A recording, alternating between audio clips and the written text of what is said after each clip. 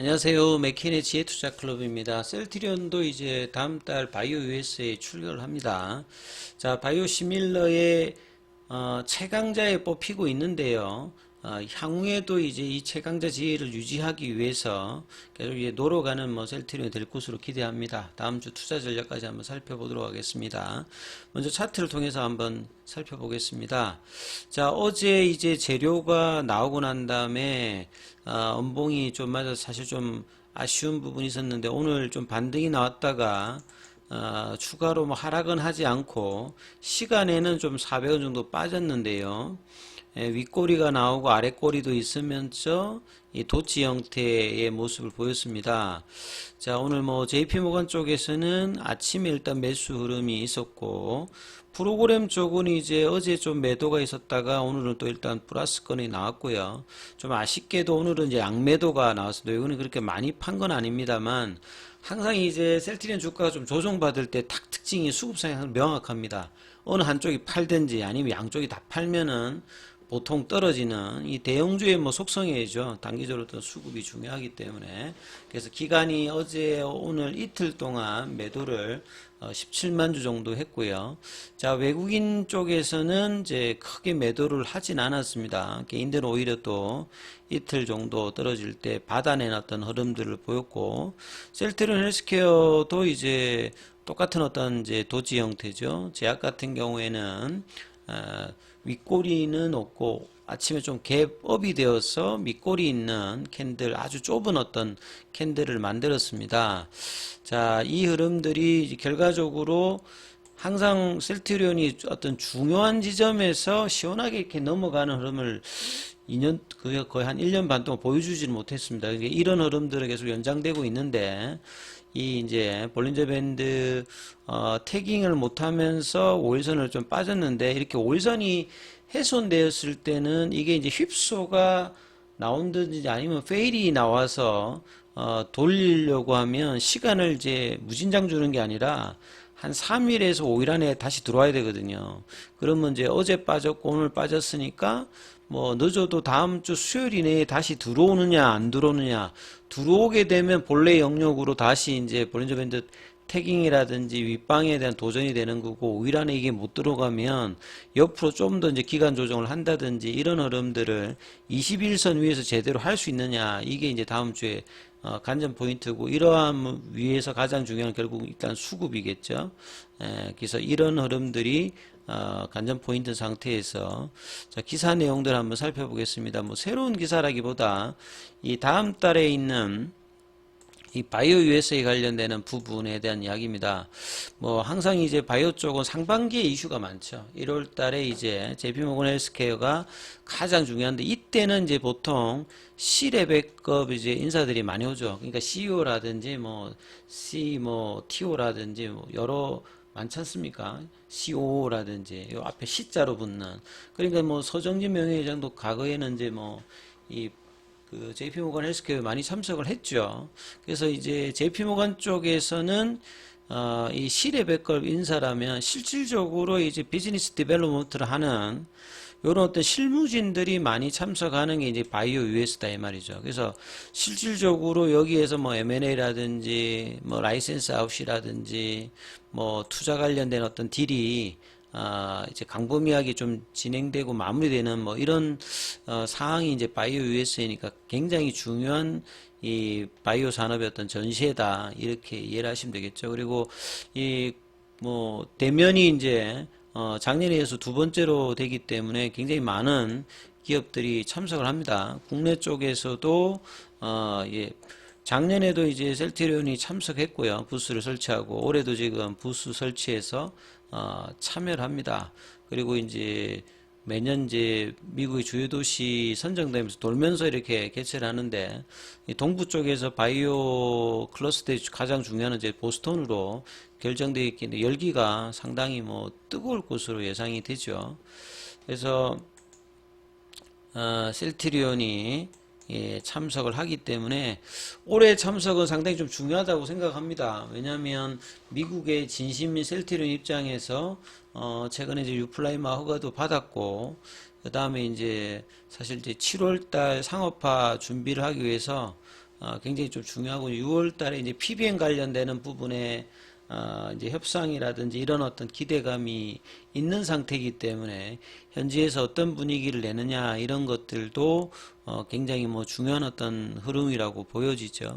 그래서 셀트리온에 대한 어떤 최근에 어떤 기관들의 어떤 목표가 상향이라든지 이런 부분들이 결과적으로는 1분기에 램시마 SC의 어떤 가세 그리고 2분기, 3분기, 4분기 내년까지 이어지는 굉장히 중요한 모멘텀이 많이 있죠. 그래서 휴미라의 어떤 바이오시밀라의 어떤 이제 그 열림은 단발성이 아니라 향후 이제 뭐 길게는 한 2030년도까지 특히나 미국에서 직판을 통해서 새로움을 열려고 하는 셀트리온 입장에서는 굉장히 어떤 중요한 부분이죠. 그래서 이제 기관에서 나왔던 리포트 자료를 좀 참조하면서 이 부분들에 대한 배경을 좀 설명을 좀 해드리면 예, 전 세계 이제 동물세포 기반의 생산 용량 쪽에서 보면 1위가 뭐 로슈고 삼성바이오로스가 2등인데 요것도 나중에는 좀 뭐 삼성이 뭐 증가할 수 있을 것 같고요. 셀트리온 같은 경우에는 과거보다는 이제 이 순위가 좀 내려와 있습니다. 그만큼 이제 뭐 중국의 뭐 우시라든지 뭐 후지필름이라든지 베링거 잉글햄이라든지 이런 부분들이 많이 이제 그 2025년도까지도 이제 이런 부분들을 계속 이제 올려가는데 새로 이렇게 등극한 회사들이 이렇게 보이죠.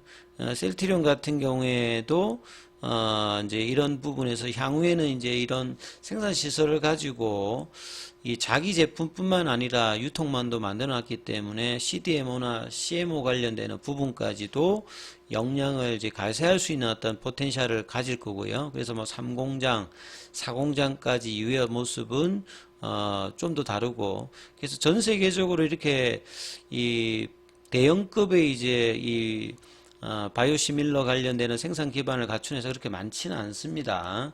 마치 이제 반도체 회사들이 뭐 메모리 회사들이 몇 개 안 되듯이 이런 회사들이 바이오 의약품들에 대한 어떤 니즈를 커버링을 하는 거고요. 그 다음에 이제 이 바이오시밀러 시장은 뭐 암젠도 뭐 그런 예상을 이제 작년부터 했습니다만 2030년 정도 되면 지금보다 한 더블 이상으로 지금 증가한 어떤 구조가 되어 있습니다.